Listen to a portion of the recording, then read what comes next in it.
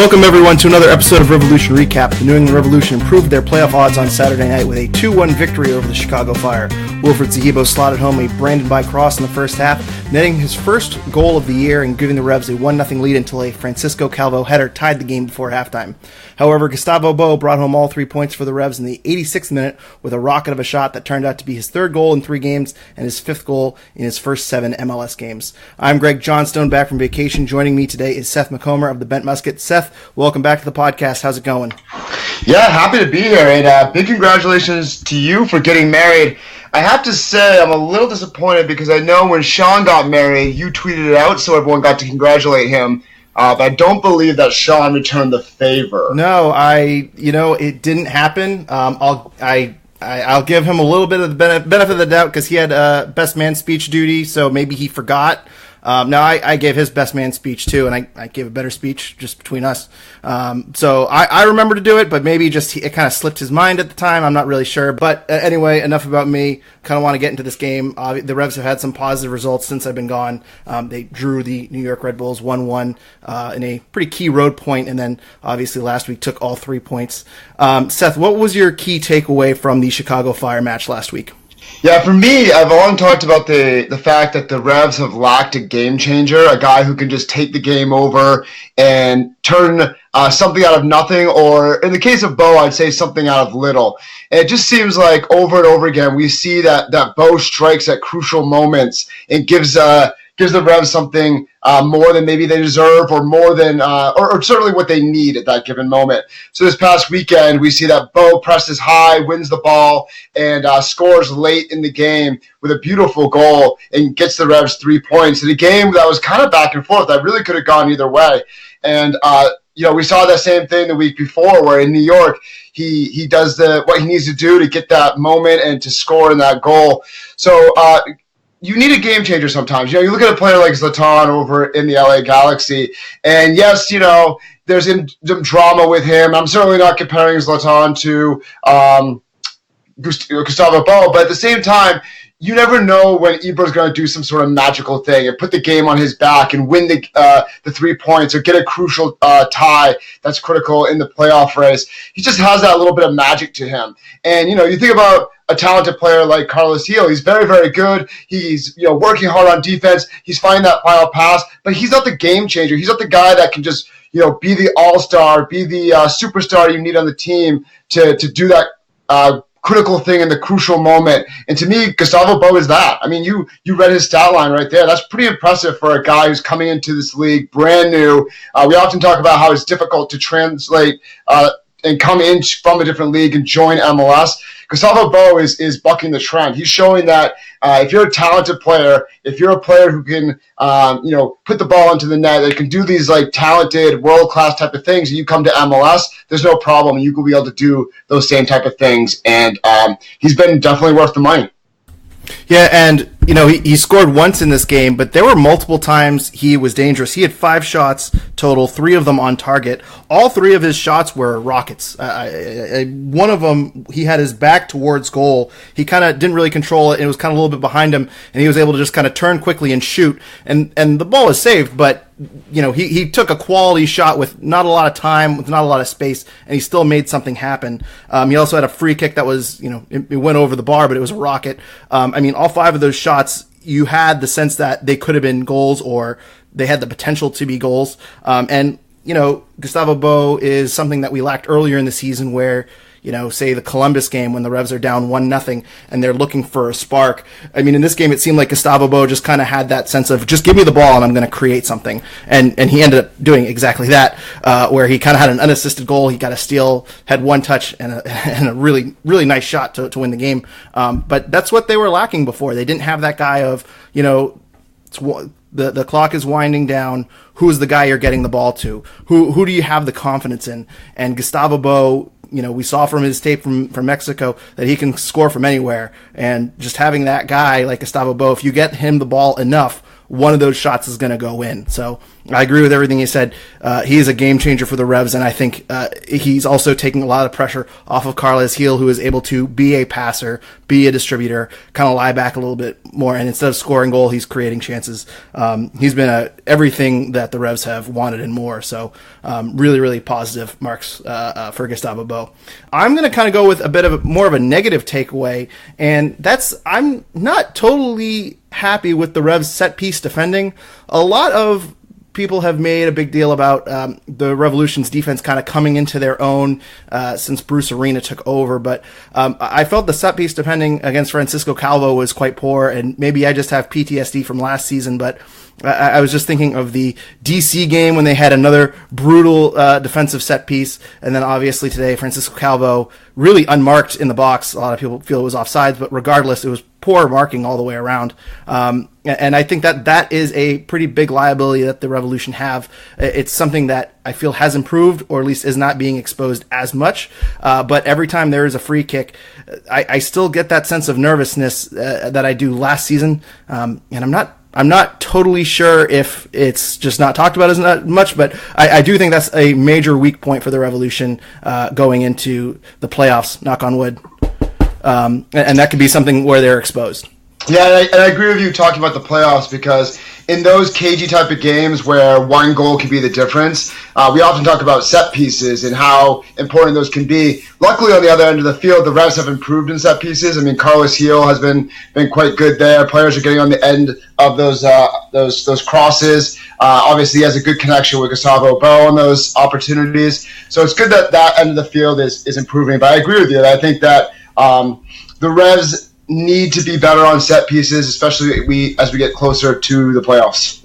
We should move on to another player that was talked about while we're talking about the back line. There was one big substitution, and I'm curious about your thoughts, Seth, because I think I've mistakenly become Edgar Castillo's public defender here. But DeJuan Jones got a start last week, and a lot of people are kind of curious how DeJuan Jones would do. A lot of people feel DeJuan Jones should be getting the start at left back over Edgar Castillo, who has kind of been a disappointment in general for Revs fans overall.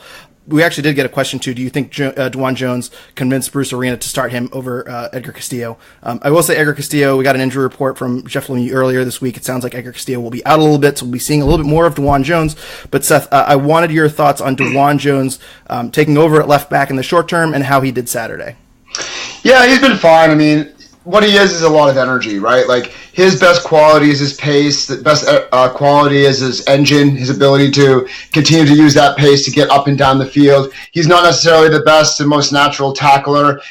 He can get into good spots by using his pace, and we haven't really seen a lot as far as crosses go. But, I mean, he's been fine. I mean, I think that he's decent enough.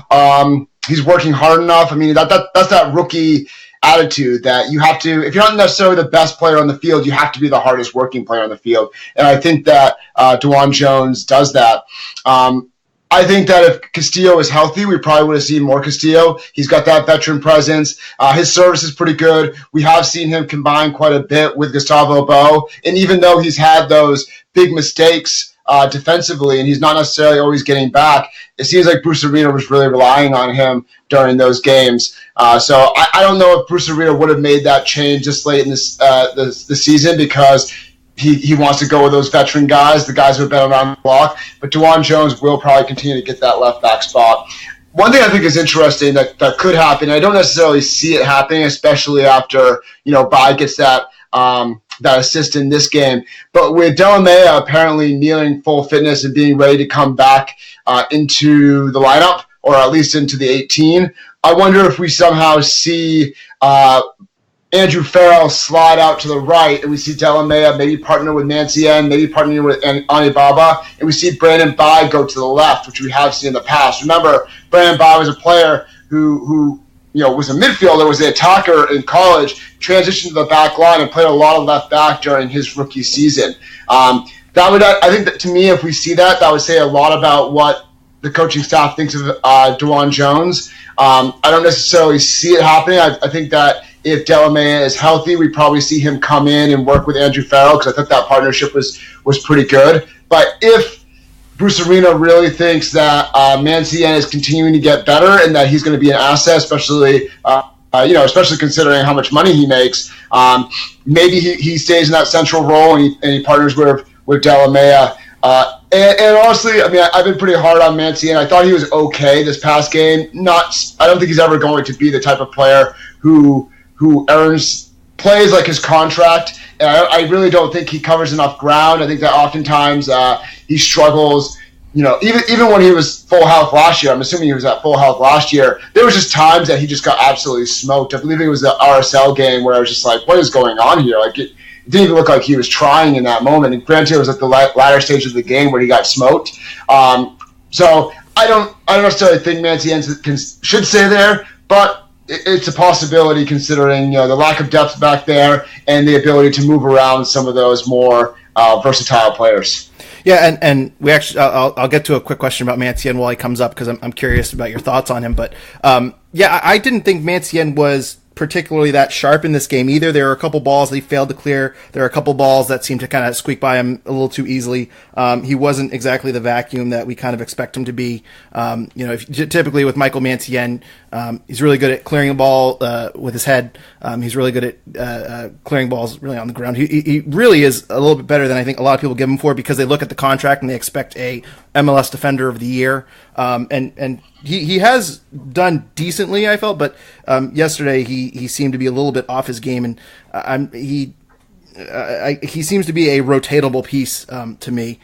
We did get a question from Discord from Dave Aikman. He asked us, with Mancienne back, what would your first choice central pairing be in a playoff game? So we'll consider it's a difficult opponent, maybe let's say Atlanta United on the road. Would Mancienne make your center back pairing, Seth? No, I think that I'm giving him the benefit of the doubt in the sense that I'm used to him the previous two games making glaring mistakes that lead to goals, and he didn't do that this past week. Probably fortunate that he didn't do that this past week. And me saying that he did okay is just me recognizing that he wasn't responsible chiefly for a goal, because like I said, in the past games, I just thought he was just so slow and sloppy and he wasn't covering ground and his clearances weren't sharp. And I agree with you that they weren't necessarily sharp this past weekend, but it didn't lead to a goal. And again, the benefit of the doubt of the fact that he's been out for a very, very long time and kind of pushed into playing a 5-man back line so they can ease him into it. And I mean, it's pretty daunting he basically had to come back, right? I mean, like there wasn't many options along the back line. So I'm trying to give him a little bit of the benefit of the doubt. But if we have a playoff game, the Revs have a playoff game this weekend, and we have like this roster that's available right now, I'd put Delamea and I'd put Farrell there. I thought those guys were working pretty well there. I think Farrell has actually impressed quite a bit at the center back position, especially years earlier when he's under Jay Heaps and getting the opportunity there. It just looked like it was emergency defending after emergency defending. He definitely looks a little calmer back there. And it's interesting, a few weeks back I asked Bruce Arena, old habits die hard, I guess, with Brad Friedel. But I asked Bruce Arena, is Andrew Farrell a center back? And he's like, well, right now he has to be because that's the only option that we have. I don't know what the future holds for Andrew Farrell, but I think that he's done well enough that maybe he continues to play that spot.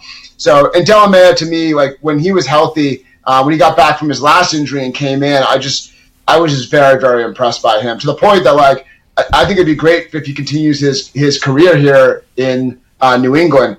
That said, I don't know if it's worth it given the injury history. I mean, the guy is just constantly struggling with injuries, and I imagine you want to try to bring some Bruce Arena probably wants to bring some guys in that are going to consistently be healthy.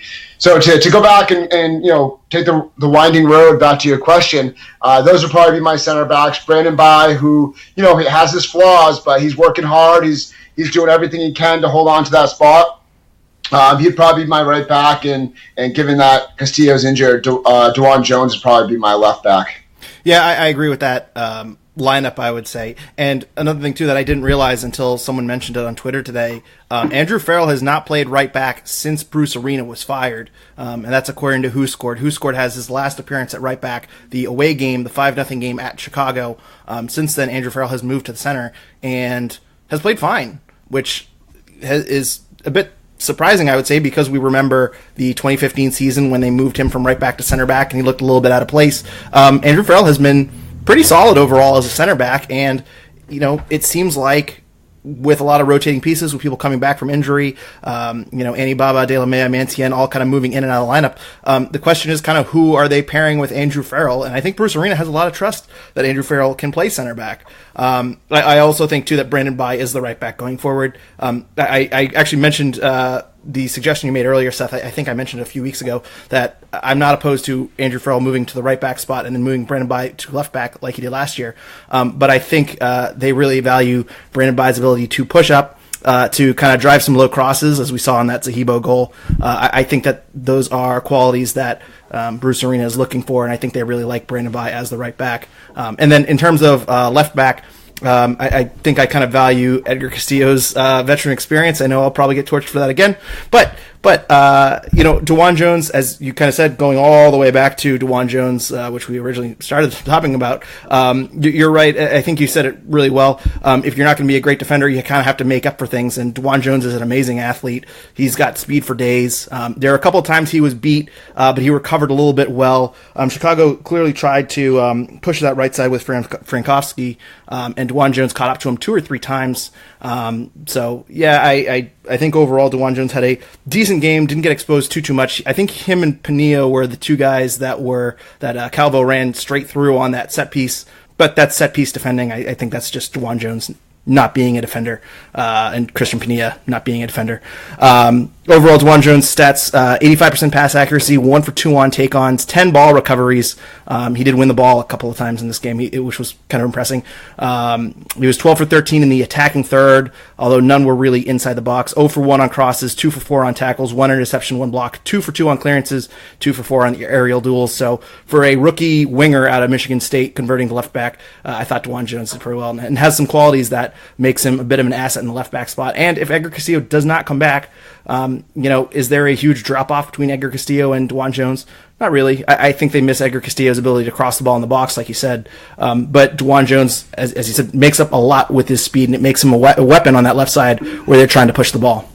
I agree with everything. I agree with everything you said right there. And I think, like you, if we're in a playoff and Castillo's healthy, I'd probably go with him. Experience. I mean, those playoff games are so testy, especially this year where it's a one-off playoff game. You kind of want a little bit of experience, and you want someone that can, especially if he gets forward and has that accurate cross, because he does have an accurate cross. We see it, and maybe that can be the difference in a game where everything's being packed and everything's being overloaded in the middle. Maybe you need someone like Castillo to get up there and offer that cross that leads to a goal.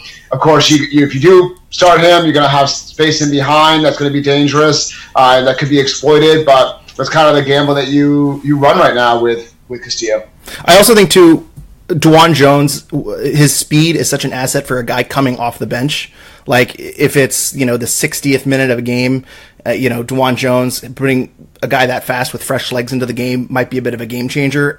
So I think ideally, if we had a more defensive option at left back, maybe you are able to go that route and then put DeJuan Jones in to kind of, if you needed an extra attacker going down the left wing in late games. But I don't think the Revs have that benefit. I think it's either going to be DeJuan Jones or Edgar Castillo for 90 minutes. And I don't think they really want to get into a, substitution pattern with those two guys, because I think they're two like players, and there isn't going to be too much of a trade-off. But another guy that we did get a question about, and the only Rev to make player or the team of the week, Wilfred Zahibo.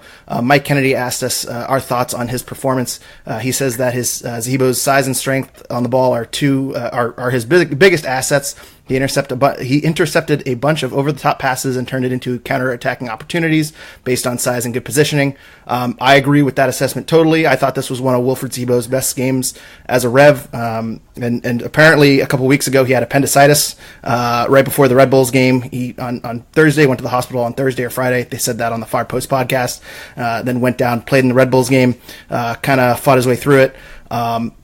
Seth, what are your thoughts on Wilfred Zahibo's performance? It's kind of odd praising Wilfred Zahibo. I know we've been critical of him in the past, but do you have positive reviews of him also?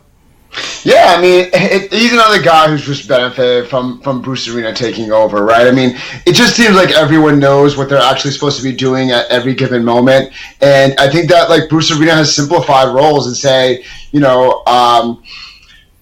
have Caicedo really trying to shield that back line quite a bit. You say you have Zahibo playing in front of him, being that ball winner, trying to distribute. I mean, I think that those types of understanding about where should you go on the field. I don't know if you've already saw the the training videos that the Revs put out, but when they do the aerial view, you can see that the field is actually chalked out into different areas. So I'm sure he's talking about like different zones of the field, and you should be going here, you should be going there. And it just feels like everyone has a better tactical understanding of what to do under Bruce Arena. And like he's always had the size. I remember the very first interview that I had the opportunity to talk to Bruce Arena, and somebody asked a question about Zahibo, and he basically said, he should be winning more balls with his size. He was just super impressed by the specimen that is Zahibo. He should be winning headers. He should be, out jumping guys and winning 50-50s and all that good stuff. But he just really wasn't doing that. And I think part of the reason why was because, under Brad Friedel, this pressing system and trying to get everyone high, it just put a lot of, wear and tear on the guys. And it didn't always lead to being in the right position to win the ball in the right way. Sometimes if you didn't win the ball high up, now you're starting to chase the game, you're leaving space behind you. And now that the Revs are really just playing soccer instead of just, going all out all the time, they're able to put themselves in the right spot to win those 50-50s better and move the ball better. And just to kind of praise Wilfred Zahibo a little bit more, I mean, the goal is a perfect goal for someone who's a center mid. All the time you're talking about get the ball wide and hit a cross, whether it's a cross, at the 6, maybe a cut back, and then wait for one of those late players to make a run in, because those are hard to track. When Wilfred Zahibo comes out of nowhere, odds are he's running past the guy who's supposed to mark him. Okay, so for a while, a defensive midfielder is probably kind of chilling out. So the guy who's supposed to mark him kind of like, oh, he's not going to run. He's just chilling out. And then all of a sudden, one of these players make the darting run forward. It goes undetected because the guy who's marking him is so used to chilling out and the fact that this guy's not going to make the run. So kudos to him for recognizing the opportunity. Kudos to Brandon Bye. I mean, again, you mentioned it. We criticize him a lot. Like when there are crosses that just are not good. The crosses that are going well over everyone's head at times. But I've said it a few times on Twitter. When Brandon Bye puts the ball on the ground, they're pretty dangerous. If they can get the opportunity to catch an opponent on the break and just hit one of those low crosses,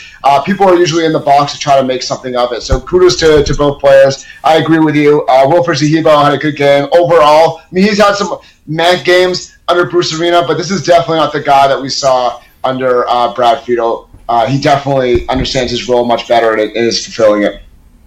Yeah, and one quick thing about Brandon Bye, I'd like to see him kind of at a aerial cross his toolbox, because I think if he's able to put the ball in the air, I think he's going to be a much more dangerous right back. He does have a really nice low cross, but usually there's people there to block. And on that play, Carli Lloyd1 and Gustavo Bou were kind of outside of the box. They kind of led Bye down the wing by himself with some space, and that's how Bye got that low cross in. And as you say, Wilfred Zahibo took advantage of the space. I think Lloyd and Bou kind of being outside of the box might have drawn some defenders away and kind of fallen asleep thinking about Wilfred Zahibo, because when is Wilfred Zahibo ever going to score? But you're right, a wonderful cross by Wilfred Zahibo outside of the Montreal game last year. I think it was Montreal where I think he scored two times or 3 times. Outside of that, we haven't really seen him as an offensive weapon, but he really contributed to the offense in this game. He was 67 for 80 passing. That's the most passes completed and attempted in the game. He was 19 for 26 in attacking third passing, outside of Carli Lloyd1, who was 21 for 32. He had the most passes completed in the attacking third, and the second most attempted. So he was involved in the offense in this game because he was winning a lot of those balls. He was 2 for 3 on take-ons, 7 ball recoveries, 3 for 3 on aerial duels, 1 tackle, 1 interception.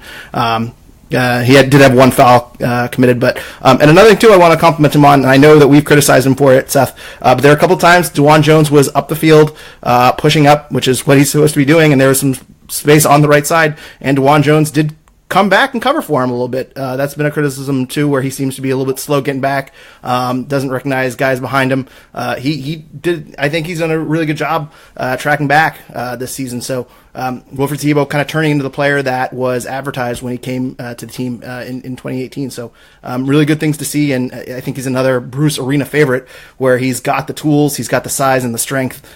He might be a key contributor down the road. And one more thing I'll bring up is that we had a question a few months ago, it must be a few months ago at this point, of who has improved the most under Bruce Arena. I think Wilfred Zahibo has improved the most under Bruce Arena. This is a guy that really, I think a lot of people wouldn't have put in the starting lineup, but he's been quietly putting in quality week after quality week, and I think obviously with the team of the week, he's now being recognized for it. But I think a lot of Revs fans have kind of been noticing Zahibo's improvement over the 2019 season. One more guy that I want to kind of mention, we did get another question about him. Randy LH asked us thoughts on Diego Fagundez's performance. Didn't look great by the eye test. Any idea why that is? Fagundez was really quiet in this game. His numbers aren't terrible. He had 79% passing, 10 for 16 in the attacking third. Although he was only 15 for 23 on passes going forward, he was 14 for 14 backward. So his pass accuracy is a little fluky, I would say. 6 ball recoveries, one for 4 on tackles. Overall, a very quiet game. Didn't really contribute much offensively or defensively. Seth, do you have any thoughts on Diego Fagundez and what to do with him? Yeah, I think it's difficult. I mean, to me, this would be the perfect opportunity for Diego Fagundez to have shown something in this game, because he comes in, he's playing against guys who love to interchange. I mean, it's fun to watch the Revs attack right now, because Gustavo Bou is moving all around the field. Carlos Gil is moving all around the field. Teal Bumber, who we should probably talk about with the injury that he had, moving all around the field. It just seems like guys just love to interchange, like to create different opportunities, overlap, just make it hard for the defense to track. So to me, it makes sense that Diego Fagundez, who is that type of player, would have had a good game, would have been a little bit more noticeable, working on both sides of the ball and coming inside, going outside. But really, he had a very quiet night. And I think it's going to be an interesting offseason for Diego Fagundez, because it might be time for him to move on. I mean, we've heard a few different times rumors that, that he's going to move back to Europe, or go move to Uruguay, or maybe he'll go overseas somewhere. I'm not exactly sure what his future holds. I mean, he obviously still has a bright future. I'm sure that some teams would be interested in bringing him in, considering he's still a young player. But maybe it's time for the Revs to move on. I mean, that he did have a good season last year. He's had a few different good seasons throughout his history, but there's also been some inconsistency. And if Bruce Arena is looking to trade someone within MLS and try to get some value out of them, maybe Diego Fagundez is that guy, or maybe they sell him outside the league and try to get a little bit of money for him, because I'm assuming that Diego Fagundez isn't happy sitting on the bench or playing every now and then, not getting those consistent starts. And I assume that there are teams that might be interested in taking him on. One thing I think is interesting is that we saw Kellen Rowe get traded this year, and a lot of people are very, very high on Kellen Rowe, talking about how the Revs weren't using him properly, and that this guy has a lot of potential, former national team player, and he goes to Sporting KC and doesn't really get a lot of minutes. I mean, he fell out of favor to the point that he was playing with the second team. And now he gets traded to Real Salt Lake. Granted, that trade was because he's soon going to be a free agent, and you might as well get something for him as opposed to nothing.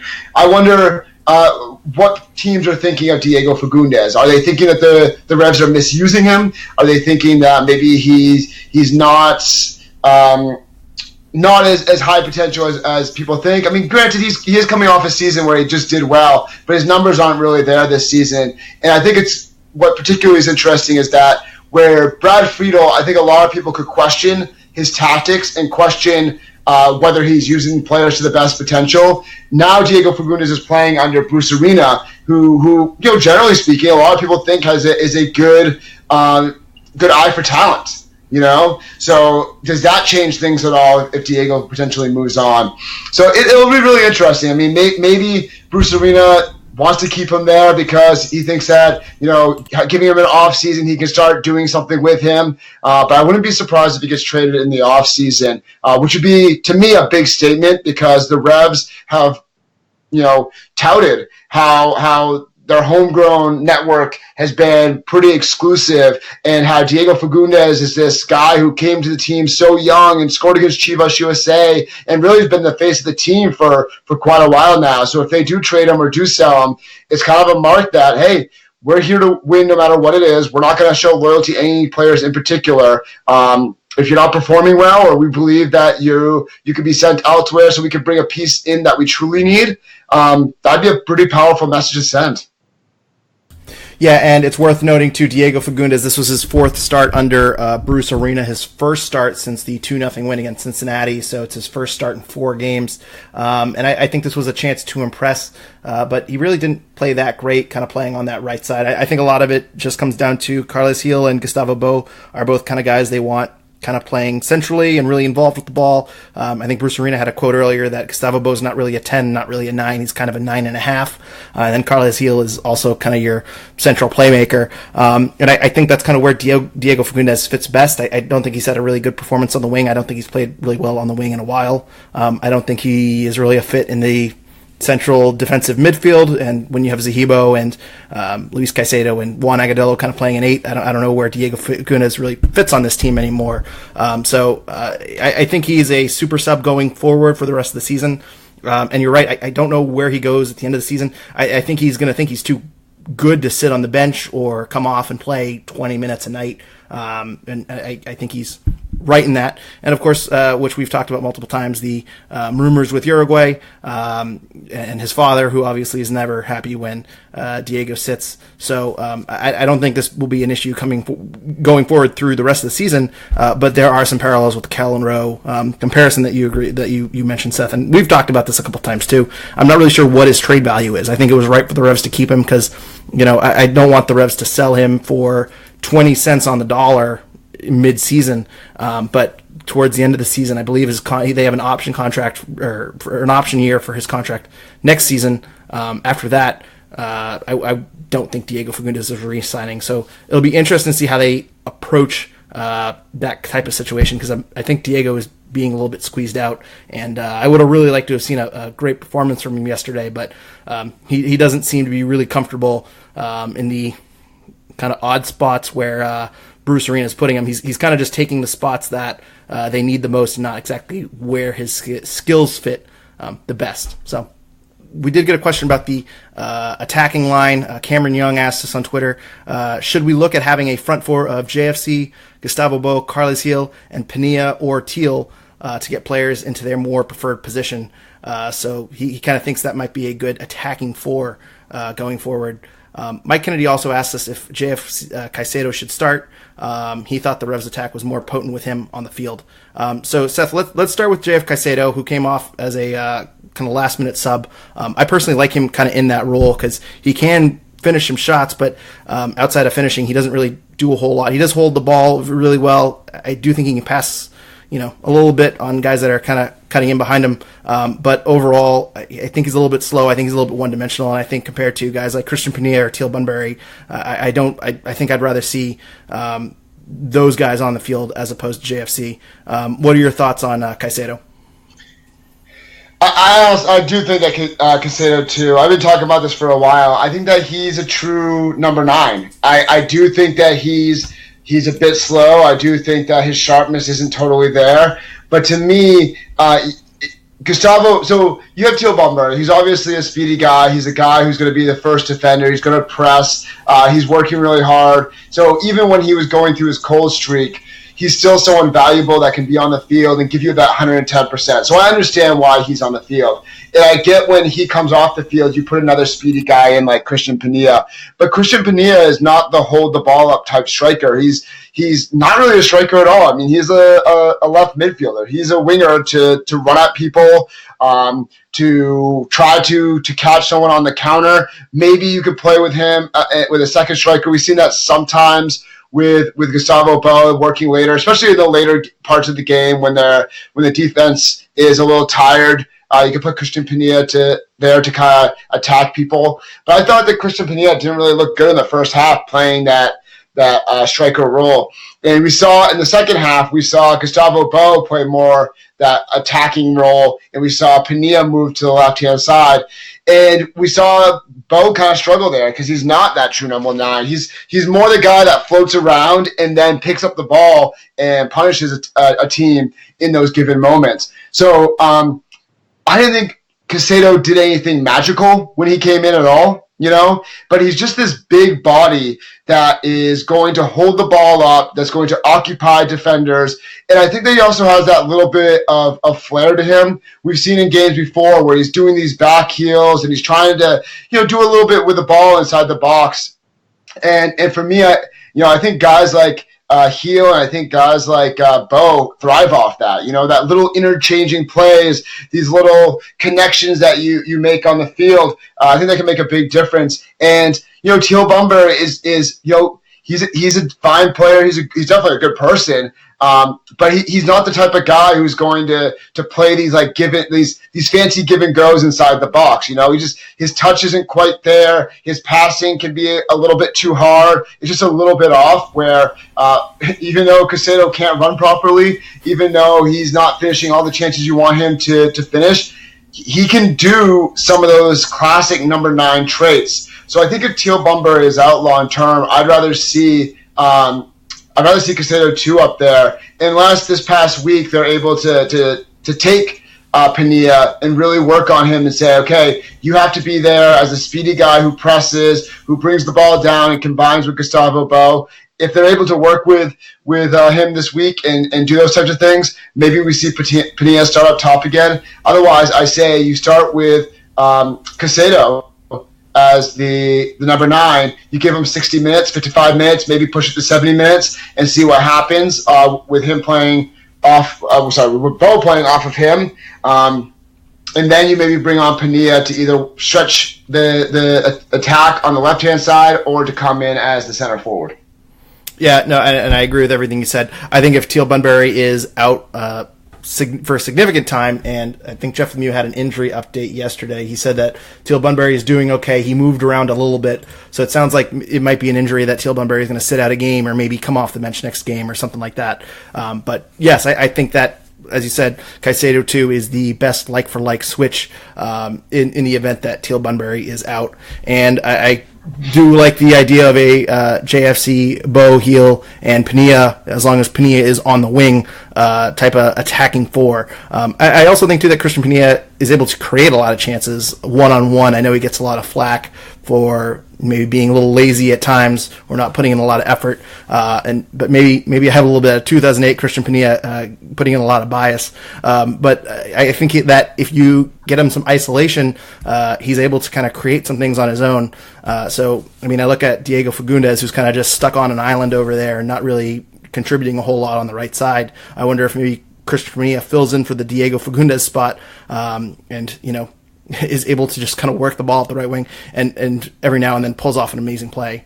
JF Caicedo, by the way, Caicedo 2, Seth, still needs that 5th goal. Just want to remind you, I think I'm contractually obligated to remind you and Sean every time you guys are on the podcast that he still does not have 5 goals. So just wanted to give you a quick reminder. We did get a comment from Mike D. The Caicedo 2 sub was great timing, hold up play, and big body was a game changer. He also has some comments. Gustavo Bou's reaction to his goal was a beautiful sight to see. Been too long since we had a major signing that wants to be here. And he also says CJ Sapong's stretcher, he puts stretcher in quotation marks, that type of gamesmanship shouldn't be in the game. I guess CJ Sapong's when he had the head injury, I think that's what he's talking about when he went off and then came on a minute later. I think head injuries are something that you can't really fault for people taking too seriously. I think that might be an MLS thing more than CJ Sapong doing gamesmanship. But yeah, overall, I think JFC impressed some people and we'll be getting some more minutes going forward. We did get another question, too, that I think is a little obvious. Is there any doubt at all that Gustavo Bou is the real deal? Seth, I think you kind of put that out there at the beginning. Gustavo Bou seems like the real deal. I don't think there's any doubt that this is the guy that's going to be leading the Revs in the future. I'll kind of tweak the question. give me, I'm giving you crap about the Caicedo over-under goal estimate. If you have a full season of Gustavo Bou, what's a realistic expectation for how many goals he can score? Because right now he's got 5 goals in 7 games. Yeah, and I think Bruce Arena said that if he had him all season, he'd be looking at a guy who scored 20 goals. I mean, I threw this out on Twitter, and it's a little tongue-in-cheek, but I mean, at this point in the season, like, who's more important? Is it Gustavo Bou or is it Carlos Gil? I think Carlos Gil is probably more important overall because he's the guy who's often given the assists to Gustavo Bou. He's the guy who is working hard defensively. Like any striker, Gustavo Bou is someone who disappears for parts of the game, or you kind of like, hey, when's he going to pop up? What's going on here? And then all of a sudden, he hits one of those world-class goals, or he comes close on an attempt.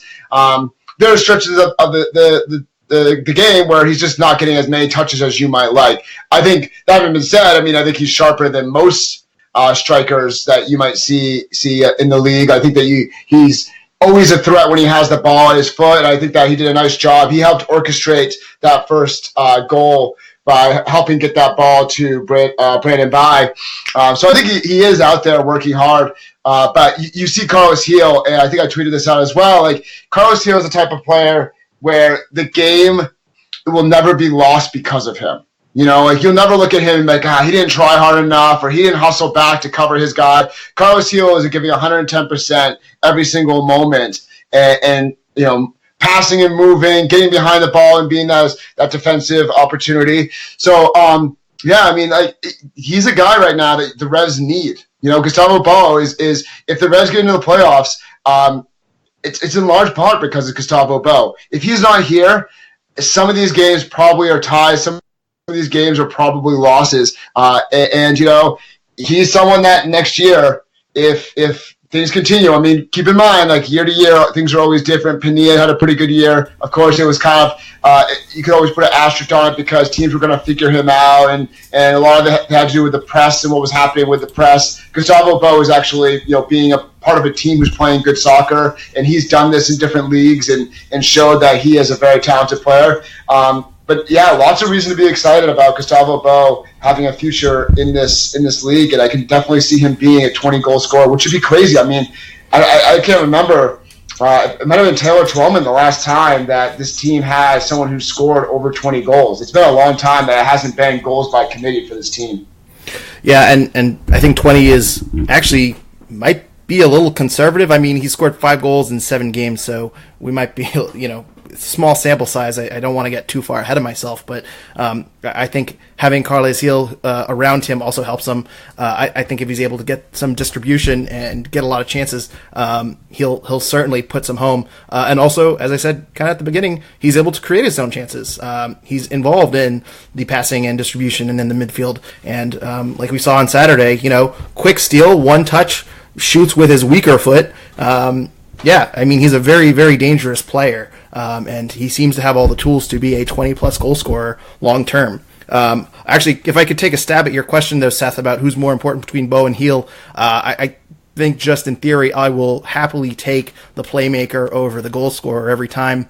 And I might be a little biased, too, because we saw Carles Gil and the wonders that he did without a Gustavo Bou. I think Gustavo Bou without a Carles Gil would be a lot less effective. I think Carles Gil kind of opens up some space for him and gives him more chances to finish off those those chances. So yeah, I'll take Carles Gil if I have to pick one, but right now I'm really liking the combination.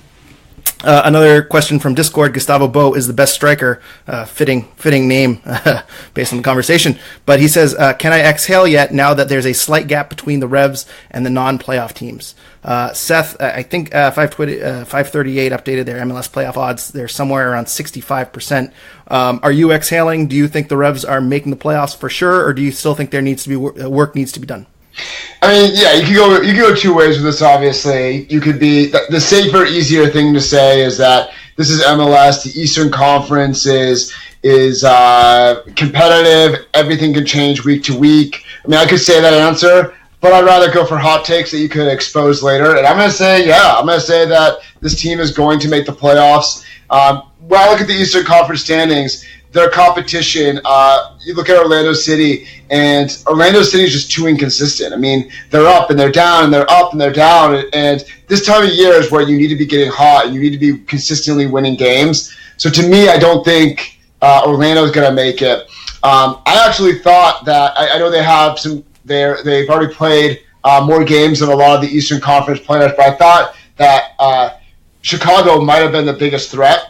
They were on a hot streak up until this Saturday. They were pulling together some wins. It seemed like the team was rallying and having a chance to make the postseason. And I thought if they won at Gillette Stadium, they get closer to that playoff line. And they have a lot of games coming up against Eastern Conference teams where if they get those points, they're keeping some teams below them and they're moving up the standings. So I thought this game was really huge for the Revs to put Chicago away. And my guess is Chicago doesn't have a chance now. Montreal is an interesting one because they fired their coach. That always creates some sort of bump, even though they lost in the weekend to Toronto FC. It'll be interesting to see with more time what Wilmer Cabrera, a coach who himself got fired this season and was only out of the job for like 10 days, something like that. If he is able to fix things and right the ship and get them into a playoff spot. It was interesting that press conference because he said that he wasn't sure if Montreal had ever practiced set pieces under their previous coach. So it was interesting for a guy and previously before that, he said he felt really bad for Remy Gard because he just went through it and getting fired, and then kind of threw shade at him saying this team that I inherited doesn't seem to be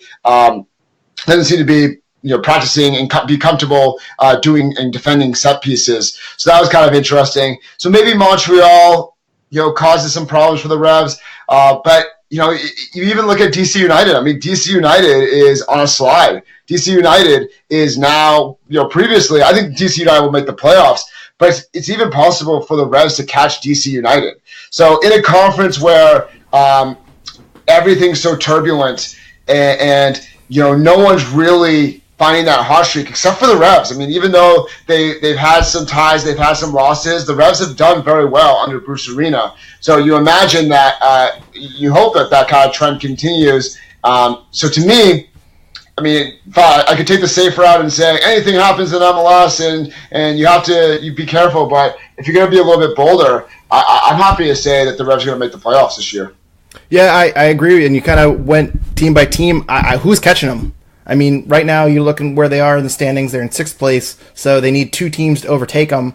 I think this was an elimination game of sorts for Chicago. They don't seem to have a whole lot of gas in the tank. Even when they were tied 1-1, they didn't really push up forward, and I thought they'd be a little more aggressive to take all 3 points, but they seem to be happy with a tie. They only have 1 road win on the year, so are they going to catch up?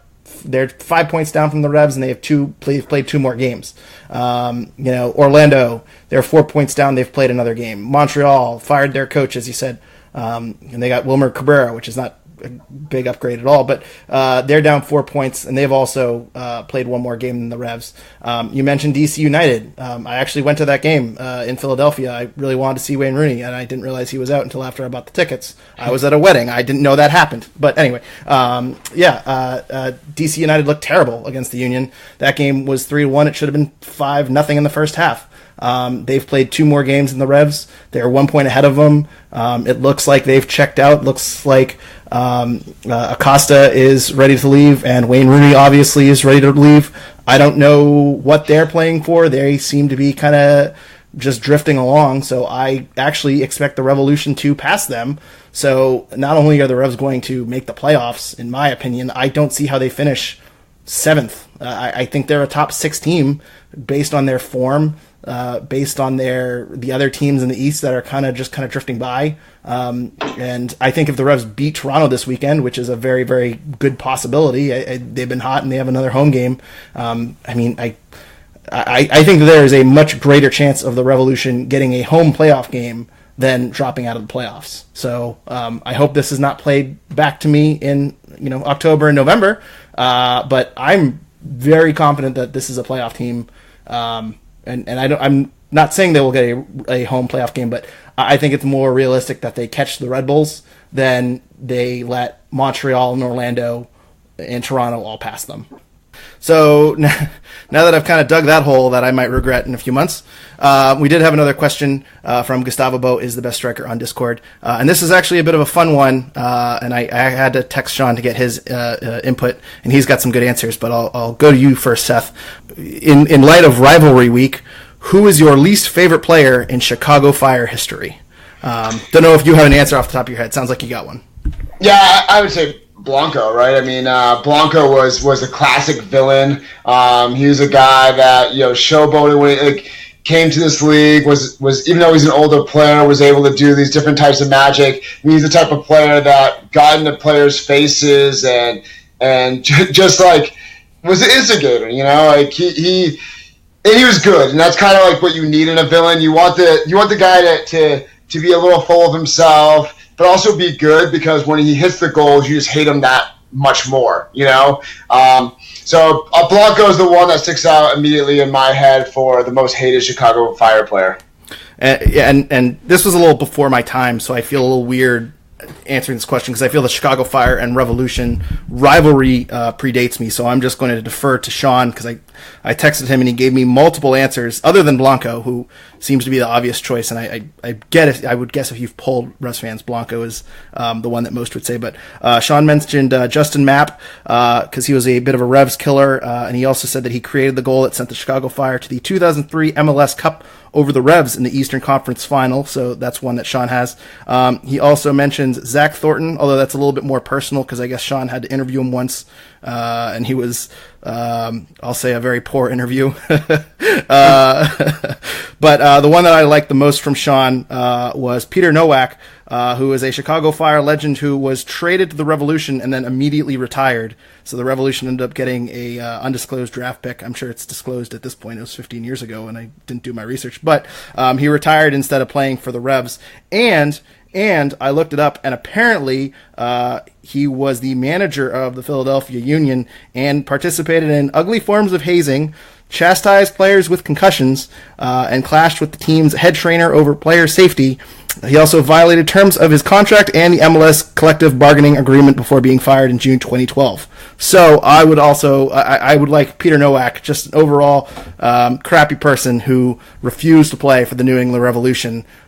I gotta jump in there real quick and say, if you are interested in learning more about Peter Novak and his time as coach of the Philadelphia Union, you got to check out the Benny and Sal podcast, which I would recommend anyway. The podcast is amazing. I know a lot of Revs fans dislike Benny Feilhaber. I'm actually a big fan of Benny Feilhaber. I think he's just a hilarious guy with some great insight and some great stories as he hosts this podcast. But one of the podcasts talks about how Peter Novak used to make his players run and refuse to give them any type of water in the hot heat, and it got to the point where assistant coaches were actually kind of hiding water and trying to sneak them to the players because they're like, this is out of control. And there was also instances where the coaching staff would spank players who had done something wrong, and the guys have a little bit of fun with Peter Novak. They talked about how he's a great soccer mind, that he was a great assistant coach, but maybe a little too intense when he became the head coach. So definitely something to check out. I believe it's the episode with Amobi Akugo, which is episode 7. You can go back and listen a little bit about him. You can also check out the Dax McCarthy episode where he says that he would rather retire than go to the New England Revolution, and that got a little bit of hate on Twitter. Though, to Dax's credit, he says that the Revs are probably better off now that Bruce Arena is in charge, and they'll probably get a little bit of a better reputation. But he said basically that he didn't have a lot of interest in going to New England, and Benny kind of jumped in there and saying, based on his experience, he agreed with Dax's point of view. So definitely take a listen. This week was actually Josh Lambo, who's a goalkeeper who is now a kicker in NFL. And they actually do talk a little bit about Gillette Stadium and how windy it is. But yeah, it's a great listen, and it's a podcast besides this one that you should definitely listen to. Yes, after you're done listening to this, go listen to that one. So, a lot of good Peter Novak stories. Fair to say that we are a pro Matt Turner, anti Peter Novak podcast. So, speaking of soccer players turning into NFL kickers, I'm really looking forward to Carli Lloyd, future Philadelphia Eagles kicker, in the Super Bowl this year. I'm sure that'll. I don't know your thoughts on that, if she could make an NFL team, but we're going to transition to news of the week. I don't know if you saw the news that an NFL team has offered her to be a place kicker for a couple preseason games. I think they got to do it. I would really love to see it. She hit a 55-yarder, so I'm not sure if she would cut it in the NFL, just because I think all NFL kickers make 55-yarders, and I think it comes down more to accuracy and pressure and more of a mental game. But Lambeau, Carli Lloyd, I think Steven Hauschka played soccer in college before he won Super Bowls with the Seahawks. So, a really good soccer football kind of crossover going on right now. Yeah, and again, plugging that podcast, they talked about that, and Josh Lambeau talked about, I don't want to go completely off a tangent here, but Shellis Hyman's another name that comes up a lot. If you remember Shellis Hyman from the SC Dallas days, apparently he's another pretty crazy coach that existed in MLS. But the guys actually do talk about, how quickly did you learn to become a kicker and all the techniques? And Lambeau's like, I could teach you the techniques in one weekend, basically. I could teach you everything you need to know. And basically, it is a mental game, and having that confidence and being able to do it. They talk a little bit about like the form and the run-up. And they talk about how Carli Lloyd doesn't really have the form leading up to the kick. But it's something that they could teach. And again, it's super interesting because the guys are very light in there. They talk about anything. They try to get the guys to spill on some good stories that could potentially end up as headlines somewhere else. So definitely check it out if you're interested in MLS as a whole, or this week, the whole Carli Lloyd thing. I do want to kind of rewind to pre-Carli Lloyd, because you mentioned a point that I think I've brought up to Sean off the podcast. But I'm really excited to see this off season, because one criticism I've had in the past is, and obviously there's the whole stadium issue that won't change, but we've talked about how Ron Waxman, didn't want to work with Mike Burns, and how, they had a difficult time recruiting players to New England. I'm really curious to see the roster turnover, how many players are leaving New England with Bruce Arena, and two, if you see a lot more MLS veterans come to New England, because I think what Dax McCarty emphasized of, he would never play in New England, I think that was kind of a commonplace idea. I don't think that's an unpopular opinion, and I'm wondering if Bruce Arena has kind of changed that, and you saying that Dax McCarty kind of had it's probably better with Bruce Arena there, that has me a little bit excited that we might see some incoming players that the Revolution would not have been able to recruit before. So I'm a little excited about this offseason. I would definitely agree with that. I mean, we heard rumors that Bruce Arena was thinking about bringing in Dave Romney, an LA Galaxy player who hasn't played as much since Bruce Arena left, but he was a guy that Bruce Arena heavily relied on, and they called him Super Dave over in the LA Galaxy. So I'd be curious to see, like you, how much turnover we see. The Revs have historically not been a team that does have a lot of roster turnover. Maybe they lose a couple guys, but they bring a couple guys back in. Bruce Arena has said that this roster was better than he thought, so maybe we don't see a ton of turnover. But if we do, I'm more confident that Bruce Arena will be able to bring in players. I think in the past, there was a little bit of a fear by the Revolution front office that if they lose guys, they wouldn't be able to replace them with someone who's equal or better. I think now there's a little bit more confidence that Bruce Arena and his scouting team and his connections will be able to bring in the right guys. Bruce Arena might be able to find some of those diamonds in the rough, like a Dave Romney, and bring him up and make something out of him. Definitely going to be really excited to see what happens. And I usually say this, and people criticize this thought, but I think that those, that first, second, third signing, that can really set the tone sometimes, where the same thing happened with Gustavo Bou. I mean, Gustavo Bou was finalized so quickly in that window, it was a sign that this team is going to be different, that they're able to not only find their targets, but get them over the finish line. And if you think back before Bruce Arena, there's so much talk about we're scouting all year long. These things are not easy. Just because the window's open doesn't mean it happens right now. We have a long time to get these things over the finish line. Even though the window's closed, we're still looking for players. I mean, a lot of talk that fans really got sick of, and sometimes the Revs did deliver on those promises, but sometimes those things that they delivered were a Claude Dielna at the last minute, or a Mancienne at the last minute, or a Machado, or a Hache, players that just were underwhelming and happened too late in the window. So I'd be really curious to see when that offseason begins. How active are the Revs at first? When do the signings happen? What quality are the signings? And I think that maybe those first 1, 2, or 3 can really tell us if things are different in New England. Yeah, and we won't wait 3 windows for Mapoku, who decides he doesn't want to come here anyway. There's also those types of transactions or rumors, I should say. 2 players that are going to be staying in New England in the near future are goalkeepers Matt Turner and Brad Knighton. They both signed extensions last week. Matt Turner's was described as a multi-year extension, and Knighton's wasn't. So I'm going to randomly speculate with no knowledge or basis that Brad Knighton signed a 1-year contract extension. Obviously, both contracts are not known. The terms are undisclosed per MLS policy, which is really annoying, and no one's reported the terms yet.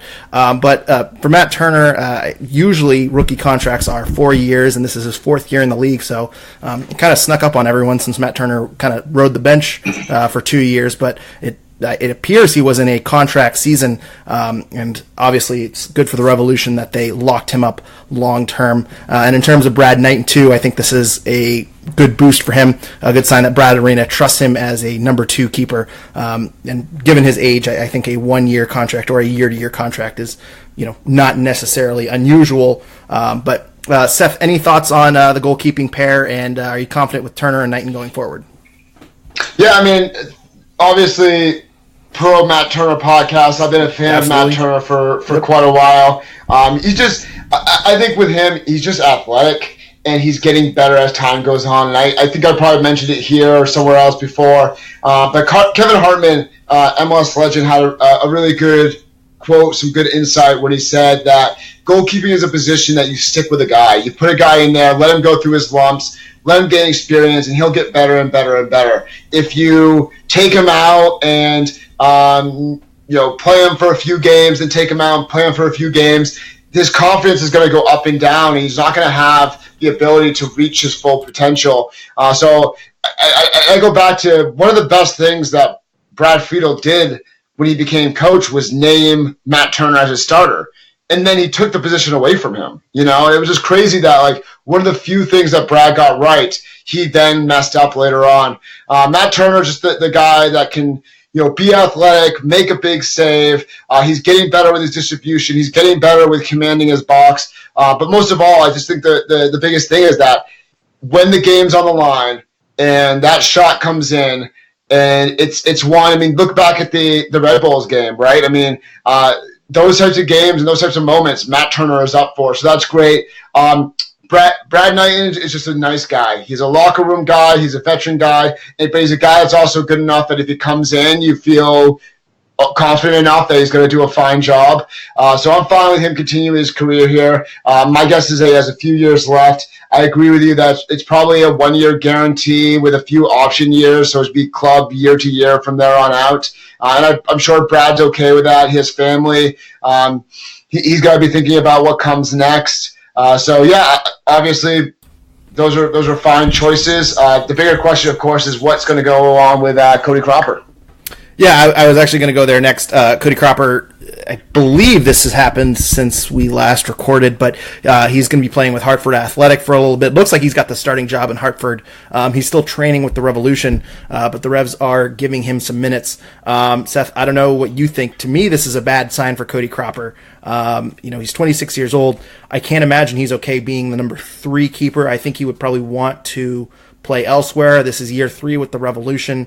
I don't think he's making any headway into breaking through with Matt Turner and Brad Knighton. And if Brad Knighton's contract was ending, Cropper, I believe, is actually making less than Brad Knighton right now. I don't have that number in front of me, but either way, if Brad Knighton's contract was ending, hypothetically, let's say that, the Revs could have gone with a Turner-Cropper goalkeeping pair. I don't think anyone would have blamed them that much, but I think signing Matt Turner, he's obviously your guy going forward, and then Brad Knighton as the veteran keeper, he seems to be locking down that number 2 role. This seems to me that this might be the end of Cropper's Revolution career. Are you taking it that way too? Yeah, I'll first start by saying I like what Bruce Arena is doing here, where he's trying to be also fair with the players. Guys that aren't going to get minutes in New England, he's shipping out somewhere else. It kind of started with Gabriel Somi and saying, you know what? You're not going to play here. Your things aren't going well here for you. Let's just agree to part ways. And I'm sure there's some stuff behind, financial stuff behind the scenes that had to happen. But that's just a fair thing to do for the team. It's a fair thing to do for the player. Gabriel Somi hasn't linked up with another team, but at the time, Gabriel Somi basically said that being released now allows me to get some looks over in Europe, over in Scandinavia. So this is a better time for me to get released. Doesn't look like it worked out that way, but it seemed like it was a fair thing to do to the player. You see that Justin Rennicks gets loaned out to USL. Isaac Yanking, the same thing. And I think that Bruce Arena is being fair to Cody Cropper and saying, like, you're not going to play here. Why not go out to USL, get some minutes? You can still train with us, get some high-quality training. You have 3 guys here. Usually to run a session, we need 3 guys that are goalkeepers. And then at least that puts you on the shop window to say, okay, Cody Cropper hasn't been just sitting on the bench this entire time. He's getting game minutes. Oh, there's some highlight reels that they can look at. So I just like Bruce Arena doing that and putting guys in the shop window or being fair to them and say, you're young.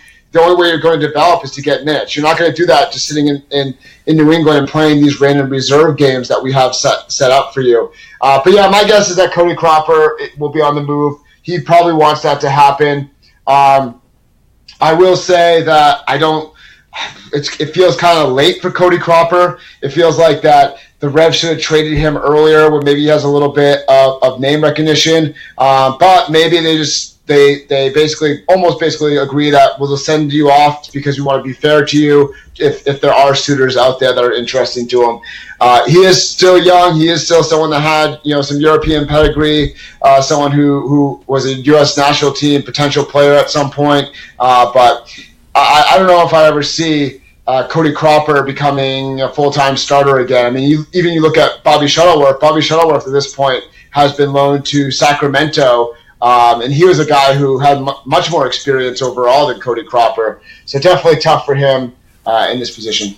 Yeah, and I think you put it very well. I mean, I think for Cody Cropper's career, I think it might be best to go elsewhere if he's not going to be getting minutes and if he's not getting into the 18. I do think he's better than, a USL team. I think he should get an MLS job. I don't know if he's going to get a starting job, but you have to think that some team out there would put him in the A team, on the bench or something like that. And I don't know. I don't vision him as wanting to be a number 3 keeper who bounces back and forth between Foxborough and Hartford. We're reading in between the lines. Maybe Cropper has an option contract next year, and the Revs, are really happy with their goalkeeping situation and wants to kind of keep the 3 guys they have. But I'm not totally sure about that, and I think for Cody Cropper, I think his career might benefit if he ends up somewhere else. So, and I do just kind of want to, for no reason at all, just kind of take some stabs at what we expect Matt Turner to make. I've kind of done some research. Matt Turner was one of the league's best values at about $76,000. He's still on that rookie contract, and a lot of people were talking about this on Twitter. This is why I'm bringing it up, but I mentioned my guess for a Matt Turner contract. I'm going to put it around a guaranteed 2 or 3 year contract with some team options. And I'm going to put his salary around $275,000 a year, which I think might come as a surprise to people, but that's really solid MLS starter money. Among goalkeepers, that would put him 13th in the league. That's really, I think, a fair steal for him. That doesn't even put him in the top 10. Sean thinks that's too high. Sean thinks that his sample size is small, and obviously he would not be a free agent, so he doesn't have a whole lot of negotiation room. But there's a new CBA coming next season, so I think a lot of players will be getting raises. So I fully expect Matt Turner to have gotten a pretty significant raise of about 200,000-ish. At least there was some discussion on Twitter about where his numbers would be, and I saw as low as 150 and as high as 500,000. So I don't think he's in the Bobby Shuttleworth range, and I also don't think he's in the Andre Blake range. But if I'm to submit an official guess, I'm going to put it in that 275 to 300,000 region. And in terms of Brad Knighton, who was making 111,000, I don't expect him to be too far off. He might get a raise because of the new CBA, but 125, 130 is probably where he's going to end up. I don't think his contract's going to change too much. Go ahead.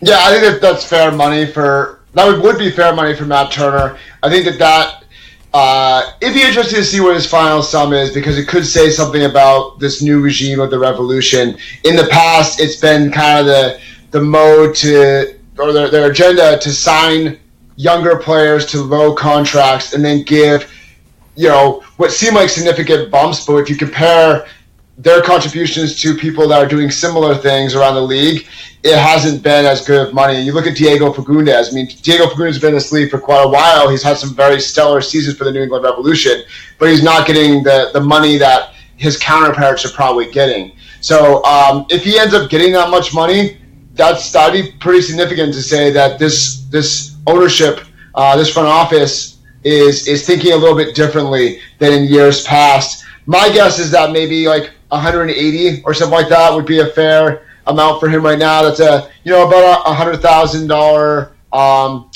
raise for him. The small sample size, like Sean mentioned, is a factor in that. The fact that he doesn't have free agency. I mean, where's Matt Turner going to go? Matt Turner has to leave MLS, really, if he doesn't accept this offer, because the thing is, the league has to approve contracts. So they might say, oh yeah, like giving $100,000 for a guy who's only been a starter for a couple of years and lost his job a couple times, that seems like a fair thing, and they might just totally be okay with signing off on that.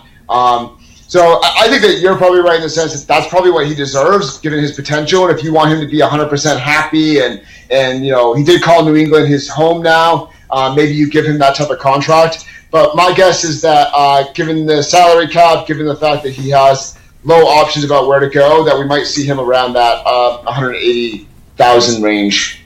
Yeah, and you mentioned a good point too about the limited rights players have when their contract ends, because a lot of the argument came up. Did Matt Turner do the right thing signing a contract now and not before the CBA? Well, if you let the contract run out, and let's say the CBA doesn't really come back in the player's favor. I mean, maybe the CBA gives players free agency, under all conditions if your contract runs out. I don't see that happening, but I don't foresee anything in terms of major free agency changes that would have helped Matt Turner a whole lot here. And you know what? There's only so many starting jobs in MLS. Matt Turner is guaranteed one for, let's say, 2 or 3 years. I would imagine that this is the Revolution have a option to keep him 3+ years. So Matt Turner has the option to lock down a starting job for 3 years where he likes living. The fans like him. He's done very well. He's under Bruce Arena. The team's doing well and going in the right direction. I think for a career standpoint, I think Matt Turner did the right thing of not trying to test the international or playing in Mexico or playing in an international league, and instead kind of staying close to home. And as you say, it's not like he could go sign with another MLS team. He more or less would have to kind of force a trade out of here without a contract. So it's very limited rights. It'll be interesting to see where that number comes out and how good of an agent he has in negotiating contracts. One other point from the week I just wanted to mention, but Zach Haribo kind of made a bit of news, got red carded for getting into a shoving match with Sergio Santos in a Bethlehem Steel Birmingham Legion match. Birmingham Legion actually is right now on a bit of a tear. I think they've gone unbeaten in some 5 or 6 games straight, and I think Tommy Sohn was the USL Coach of the Month last month. So any Revs South making us proud, and Zach Haribo apparently is now a bit of an enforcer, so I guess good for him. Speaking of Revs that may not be here next year, but Seth, do you have any final thoughts or anything you want to touch upon before we wrap up?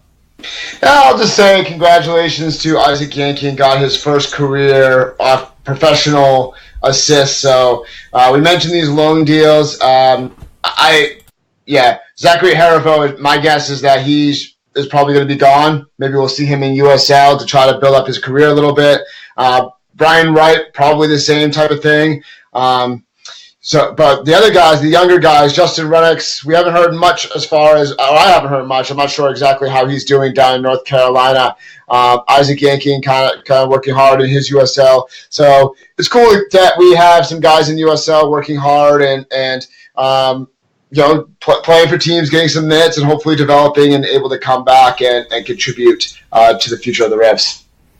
Yeah, and I mentioned a couple weeks ago that Isaac Yankin played really well. I watched one of those Charlotte games, and he played tremendously well. I think it was his first week down there, and he was already kind of the number 8 playmaker, but heavily involved in the offense and the distribution. So yeah, if you get the chance, if you have ESPN Plus and you get a chance to watch some Isaac Yankin, I thoroughly encourage you to do it. In terms of final thoughts, Seth, I got to ask, have you heard Taylor Swift's new album yet? Have I heard? No. What's the song that was playing about the drama or whatever? That's all of them. It's Taylor Swift, so that's pretty much all of them.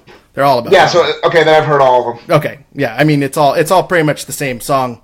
My 24-year-old coworker made me listen to Taylor Swift's album the other day and asked me for a review, and I was very polite and said it was okay. So it's no 1989.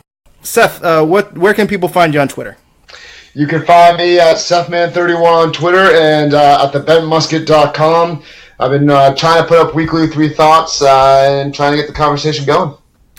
And you can follow us on Twitter at Revolution Recap. You can also like our Revolution page on Facebook. Please leave us a review on iTunes or wherever you are listening. The Revolution have another key Eastern Conference battle on Saturday, as we mentioned earlier, as they host Toronto FC at Gillette Stadium, 7:30 p.m.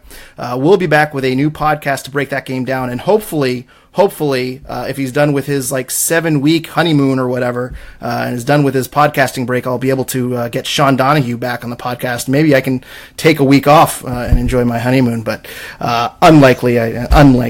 Anyway, until then, thank you everyone for listening, and go Revs.